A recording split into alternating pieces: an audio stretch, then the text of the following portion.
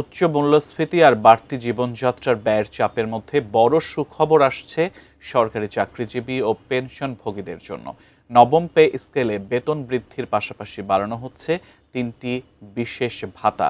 কিন্তু কোন কোন ভাতায় আসছে এসব পরিবর্তন, আর কতটুকুই বা বাড়ছে সুবিধা? বিস্তারিত জানাচ্ছেন শিহাব ইসলাম।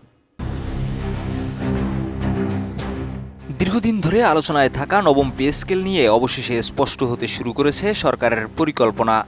জাতীয় বেতন কমিশনের প্রাথমিক সুপারিশ অনুযায়ী শুধু মূল বেতন নয়, সরকারি চাকরিজীবীদের বিভিন্ন ভাতা এবং পেনশন কাঠামোতেও বড় ধরনের পরিবর্তন আনার প্রস্তাব করা হয়েছে। উচ্চ মূল্যস্ফীতি এবং নিত্যপণ্যের বাড়তি দামের চাপের বিবেচনায় এই উদ্যোগকে গুরুত্বপূর্ণ হিসেবে দেখছেন সংশ্লিষ্টরা। আমি বুঝি নির্মাণের শিল্প, সালাম স্টিল বোঝে ডিউরেবিলিটি। সালাম স্টিল, মোস্ট ডিউরেবল স্টিল। সূত্র বলছে, নতুন পে স্কেল পুরোপুরি একসঙ্গে বাস্তবায়ন না করে ধাপে ধাপে কার্যকর করার পরিকল্পনা রয়েছে সরকারের। আগামী অর্থবছরের বাজেটে এ খাতের আংশিক বাস্তবায়নের জন্য প্রায় ৩৫,০০০ কোটি টাকার খসড়া বরাদ্দ রাখার প্রস্তাব করা হয়েছে।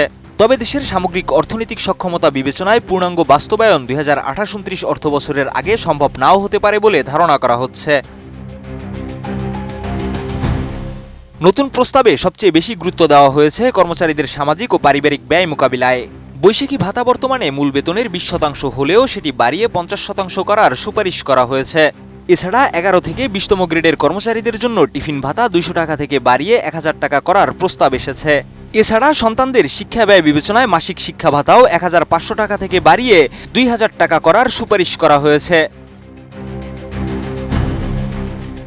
এদিকে পেনশনভোগীদের আর্থিক নিরাপত্তা নিশ্চিত করতেও আলাদা পরিকল্পনা রাখা হয়েছে নতুন পে স্কেলে। প্রস্তাব অনুযায়ী ৩ ধাপে পেনশন বৃদ্ধির উদ্যোগ নেওয়া হতে পারে। এতে অবসরপ্রাপ্ত সরকারি কর্মকর্তা কর্মচারীদের দীর্ঘদিনের আর্থিক চাপ কিছুটা কমবে বলে আশা করা হচ্ছে।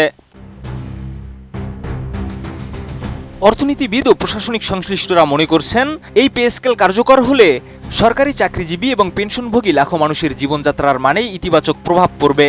তবে চূড়ান্ত বাস্তবায়ন নির্ভর করবে সরকারের রাজস্ব আয়, অর্থনৈতিক স্থিতিশীলতা এবং বৈশ্বিক অর্থনৈতিক চাপ সামাল দেওয়ার সক্ষমতার উপর। শিহাব ইসলাম, ATN নিউজ।